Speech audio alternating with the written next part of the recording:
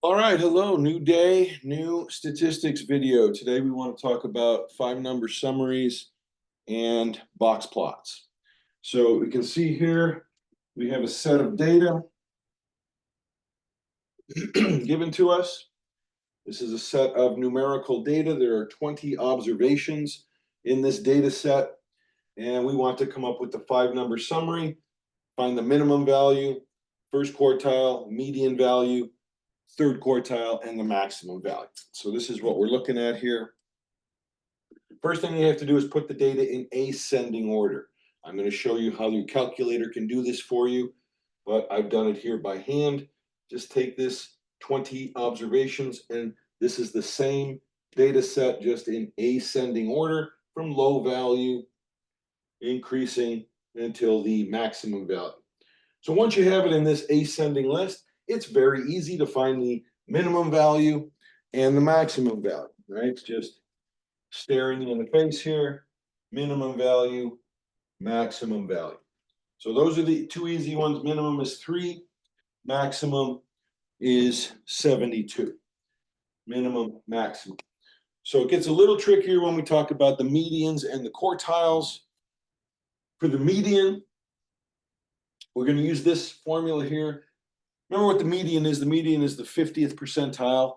So we want the value, and it doesn't have to be a value in the data set. In this case, actually, it's not. You'll see why. But it's the point where 50% of the values are above and 50% of the values are below. So if we have an even number of observations, when we calculate this fraction, in this case, 20 plus 1 over 2 gives us 10.5, which means the median is going to be the average of the 10th and 11th terms in the list. So we count up to 10 and 11. We see these are the 10th and 11th terms in the list.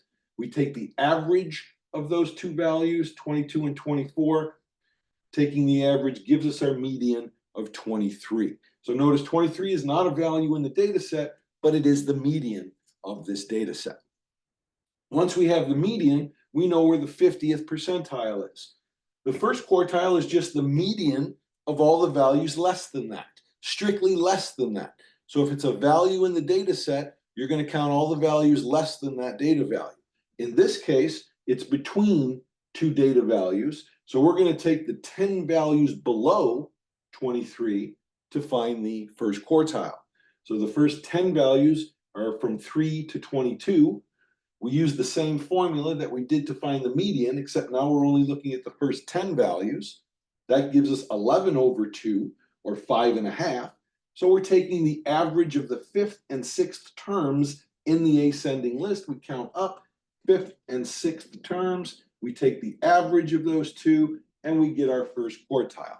Again, if there's an odd number of values less than the median, then we're going to get an actual data set, an actual data point in the data set to be our quartile. Again, here, our first quartile is not a data value in the set. It may or may not be. Same idea for the third quartile, except it's the second half of the data. Third quartile is going to be the 75th percentile. First quartile is going to be the 25th percentile.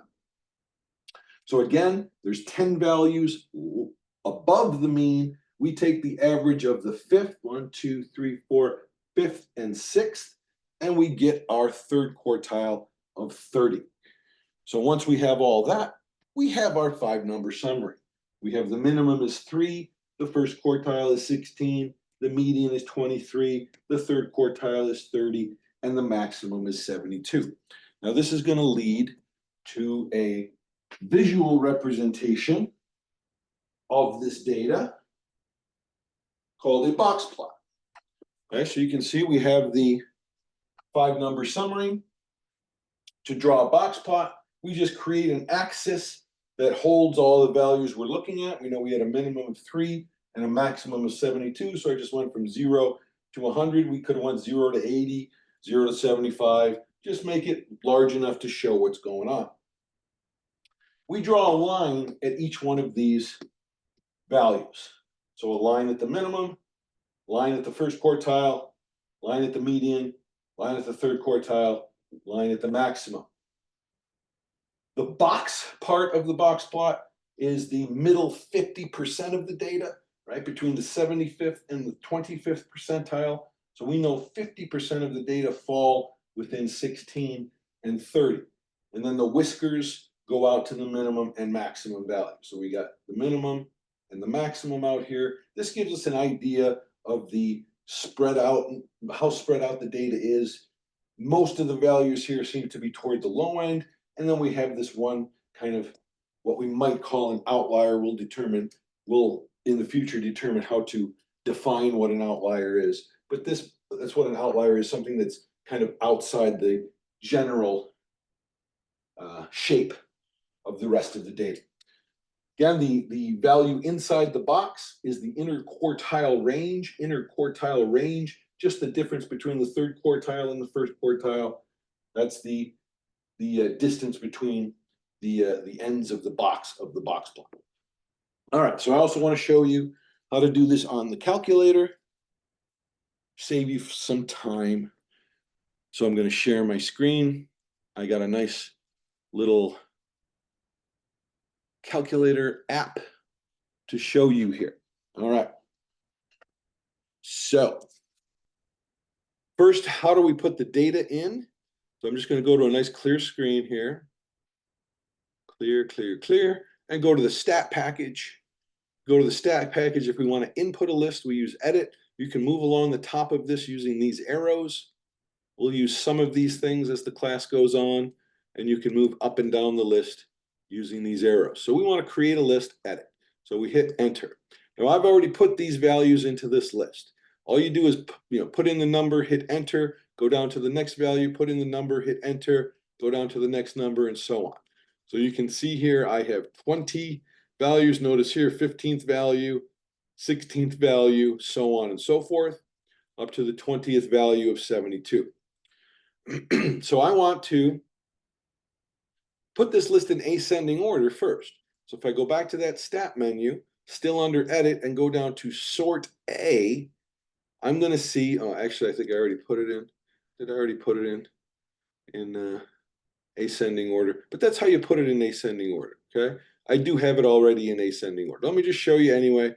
If I wanted it in descending order, I could go down to sort D, okay? You hit enter, you put the list in, it was L1 here. So it's a second function, this blue button, L1. You can close the parentheses, you don't have to. If you hit this and go back to the list, you will then see that it's in descending order. But I want it in ascending order, so I'm going to go back and put it in ascending order. So there we go. Boom, boom, L1. Again, you don't have to close it. It's done. We go back, we look at it, and we see now it's in ascending order. So nice function there, does this stuff for you. All right, so we want a box plot. So notice this up here, it says stat plot. So that's what we're looking for. We go to second function. Anything in blue is going to be this. You got to hit this first, go to this button, and these are the statistical plots. Okay, you got three possible ones. They're all turned off right now. This turns all the three plots off. This turns all the three plots on. I'm just going to use the first one. Again, we can go up and down the list using the arrows. I want plot 1. I'm going to hit enter, and I'm going to turn it on. So again, if you want to turn it off, you go here and hit enter. Turn it on, you go here and enter. Then go down to type. This is what we call a dot plot. This is something we're not using right now. A line graph, we're not using that yet. Histogram. You can get a histogram of this data. We want a box plot. So this is a box plot or this one. Use this second one because this one will take the whiskers all the way out to the minimum and maximum. Sometimes this one, I believe, will leave an outlier outside the whiskers. So use this one, okay, if you have a choice of two. So you're going to hit enter, and then you're going to go down, put the data in. This is where the data was in our list 1. Don't worry about frequency. Don't worry about color. Just now go and hit graph. All right, so you got this. This looks pretty much like the box plot that we had, right? If you want to know what these tick marks are, you can go to window, just to be clear. We can see the minimum. This goes from 3 to 75, and each one of those tick marks is about 8.5. We don't care about the Y scale here, the vertical scale. It doesn't matter to us. So here we're saying this is 3, and then like 11 and 19 and 27, like about 8 was the thing. So we got 3 is our minimum, 72 is our maximum. Looks kind of just like we had here. Now the 5-number summary we can also get on our calculator. If we go to stat, calculate, and one variable stats, and hit enter, put in the list that we want, L1. Don't worry about this. Don't worry. Well, go down to calculate and hit enter. And we get this very nice display of everything we need about this data. We haven't talked about means. This is the sum of the data, the sum of the x squares, the standard deviation. We'll get to that later. But if you use the arrows, you can go down and get your 5-number summary right here. Minimum 3, first quartile, median, third quartile, maximum. So that's how we get the 5-number summary. We graph on the stat plot menu. So that's how we get our 5-number summary. That's how we get our, and notice that one, this is the other choice, kind of gives that outlier, that extreme value way out here. So again, we generally want to use this second one just so we get the full, this one here, so we get the full whisker. Okay. All right. So there we go. Box plots, 5-number summary.